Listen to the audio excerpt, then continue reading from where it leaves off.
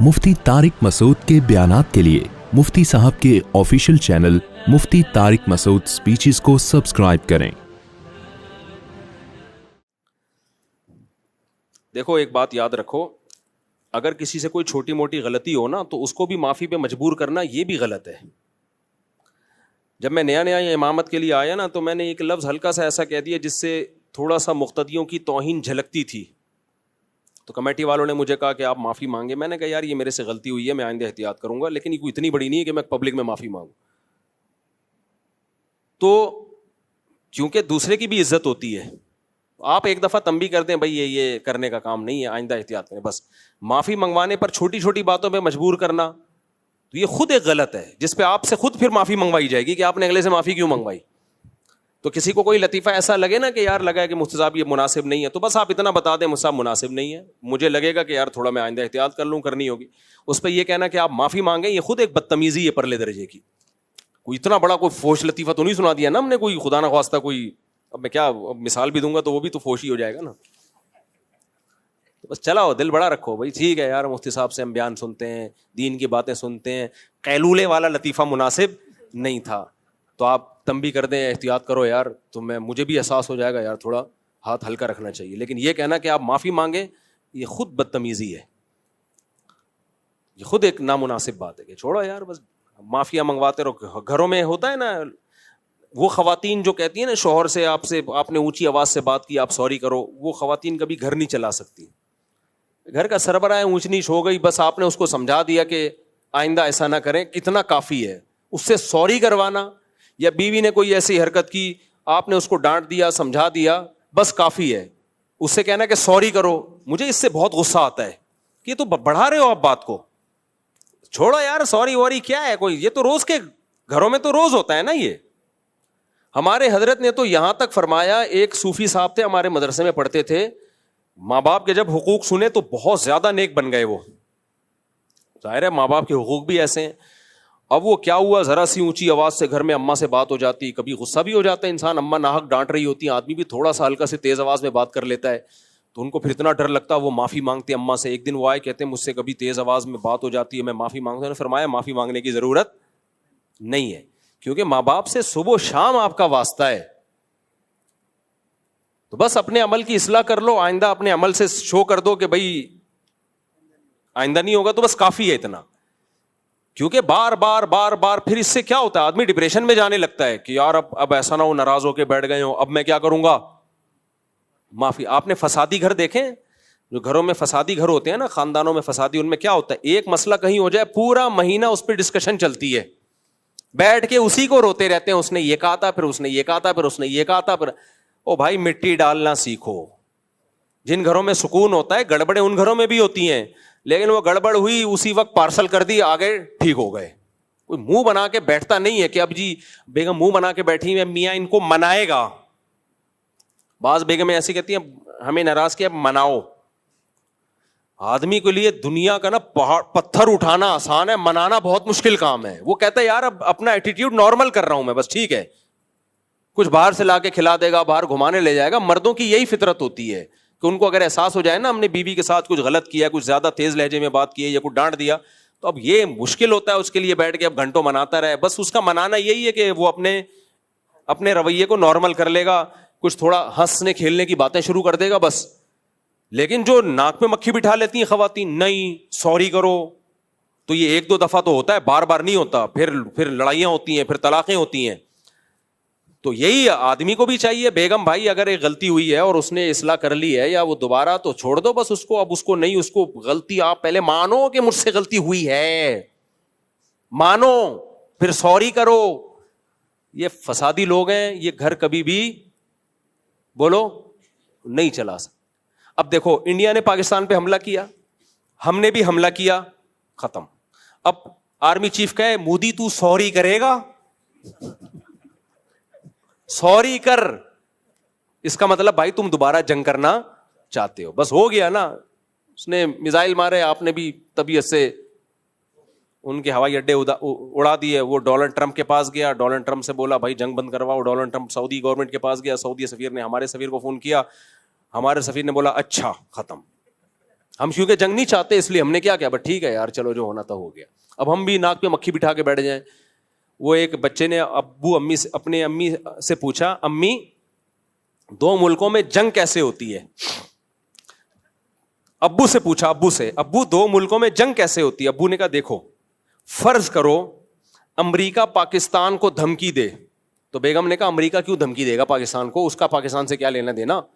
شوہر کہتا ہے میں فرض کروا رہا ہوں, میں کون سا دھمکی دلوا رہا ہوں. تو وہ کہتی ہے کہ فرض بھی تو کوئی اچھی مثال کی جا سکتی نہیں, انڈیا کی مثال فرض کر لیتے, انڈیا کی مثال فرض کر لیتے. وہ کہتا ہے چلو ٹھیک ہے, نہیں غلط مثال دی ہے, سوری کرو. وہ کہہ رہے میں سوری کیوں کروں بھائی؟ پھر وہ کہہ رہے چلو انڈیا نے پاکستان کو دھمکی دی. کہہ رہی انڈیا کیوں دھمکی دے گا, ابھی تو جنگ ختم ہوئی ہے, دوبارہ دھمکی دے گا کیا؟ پھر شوہر نے بیوی کو سنایا, پھر بیوی نے شوہر کو. بچہ کہتا ہے بس بتانے کی ضرورت نہیں, مجھے پتا چل گیا کہ جنگ کیسے ہوتی ہے, ایسے ہوتی ہے جنگ. تو یہ جو ہوتے ہیں نا لوگ ناک پہ مکھی بٹھا کے کہ اس نے غلطی ہوئی ہے تو یوں کرے, اس نے غلطی ہوئی ہے تو وہ سوری کرے, اس نے, یہ چھوٹی چھوٹی باتیں, یہ فضول کام ہوتے ہیں. مجھے یاد ہے میں مدرسے میں جب پڑھتا تھا تو ہمارے شیخ حضرت مفتی رشید احمد صاحب رحمہ اللہ تعالیٰ نے, کسی استاذ نے کوئی غلطی کی تھی جو غلطی سے کسی نے میری طرف منسوب کر دی. غلطی کسی ٹیچر کی تھی, میری نہیں تھی, لیکن مشہور یہ ہو گیا کہ میں نے کی ہے. جیسے کامران مسیح پائلٹ مشہور ہو گیا, حالانکہ وہ بیچارہ پائلٹ ہی نہیں ہے, وہ تو نیویگیٹر ہے. تو ٹھیک ہے, ایئر فورس میں ہونا ہی ہمارے لیے ایک فخر کی بات ہے کہ کامران مسیح ہماری ایئر فورس میں ہے, یہ بھی کافی ہے فخر کے لیے, کوئی مقصد کسی کو کی حوصلہ شکنی نہیں ہے. لیکن جو میڈیا پہ اتنا پھیل گیا نا, کامران مسیح نے جہاز لے کے اڑا, پھر کامران مسیح نے کہا میرا ارادہ تو تھا دہلی کو مکمل صفحہ ہستی سے مٹا دوں گا, لیکن مجھے پیچھے سے کال آ گئی کہ واپس آ جاؤ. تو یہ سب میڈیا کی بنائی ہوئی ایک وہ ہے, کامران مسیح نے جہاز اڑایا ہی نہیں ہے. تو ایسے ہی کیا کہہ رہا تھا میں, ہاں وہ غلطی میں نے کی نہیں تھی, کی کس نے تھی؟ ایک ٹیچر نے کی تھی. تو ہمارے شیخ مفتی رشید احمد صاحب سمجھے کہ میں نے غلطی کی ہے, تو حضرت نے مجھے ڈانٹا بھی اور کھڑا کر دیا, اور ایک ٹانگ پہ کھڑا کر دیا سزا کے طور پہ نا, تھوڑی دیر کے لیے, بس وہ سزا ملی. میں نے یہ نہیں کہا کہ نہیں میری غلطی نہیں ہے, کوئی ٹیچر بھی میرے لیے قابل احترام تھے, اب میں ان پہ ڈال دوں کہ ان نے کی ہے, انہوں نے. مجھے اس صبح ان سے حدیث پڑھنی ہے, فقہ پڑھنا ہے, مجھے شرم آ رہی ہے یار. وہ بولے گا بابا تو چپ کر کے سزا کھا لیتا یار. میرے بچوں میں نا ایک دفعہ کیا ہوا, کسی نے کوئی غلطی کی یا وہ کوئی گلاس توڑ دیا, میں پوچھ رہا ہوں کس نے توڑا ہے, تو جو بڑا والا ہے نا وہ چھوٹا تھا اس وقت, تو وہ صراحتاً نام نہیں لے رہا, اس نے مجھے اشارہ کر رہا ہے تاکہ اس کو پتہ بھی نہ چلے اور مجرم بھی پکڑا جائے. مجھے اتنی ہنسی آئی, کہہ رہا اس نے کیا ہے. بچے ایسی حرکت کر رہے ہوتے ہیں.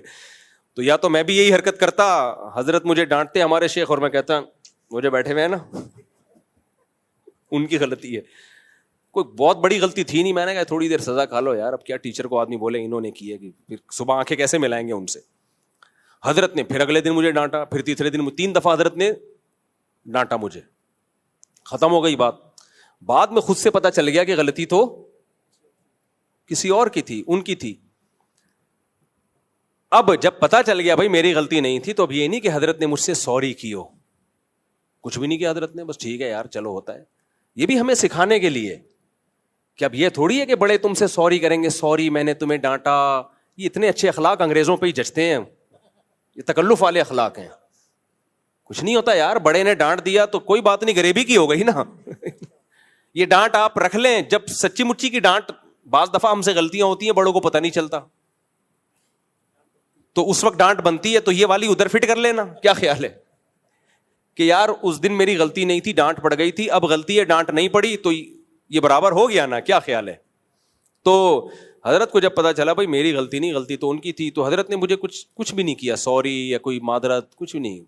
اور میں خوش تھا اس پہ, میں سمجھتا تھا یہ کیوں ایسا کر رہے ہیں, یہ ہمیں تربیت دے رہے ہیں کہ بڑا اگر چھوٹے کو ڈانٹ بھی دے, اگر غلط بھی ڈانٹا ہے کوئی بات نہیں یار, ان کے احسانات اتنے ہیں, ان سے اتنا ہم دین سیکھ رہے ہیں. اور میں تو زمین میں گڑ جاتا اگر حضرت مجھ سے معذرت کرتے, سوری کرتے. اور ہم تو بچے تھے, اس سے ہمارے بگڑنے کا چانس زیادہ تھا. تو حضرت کی جو نظر تھی وہ تربیت پہ زیادہ تھی کہ کوئی بات نہیں, غریبی میں ڈانٹ دی ہے تو چلتا ہے غریبی میں. تو یہ چیزیں تربیت سے ان چیزوں کا تعلق ہے. ابا سے غلطی ہو گئی, ابا نے بلا وجہ ڈانٹ دیا تو ڈانٹ دیا, غریبی ہے, چلتا ہے. ایک آدھ دفعہ ابا نے تھپڑ لگا دیا تو چلتا ہے تھپڑ. اب یہ نہیں کہ ابا بیٹے سے سوری کریں گے, بیٹا میں نے تمہیں غلط ڈانٹا تھا, اس دن اتنی ڈانٹ, اتنے کلو کی ڈانٹ بنتی تھی, 2 کلو میں نے اضافی ڈانٹ دیا. تو یہ سب چلتا ہے مارکیٹ میں.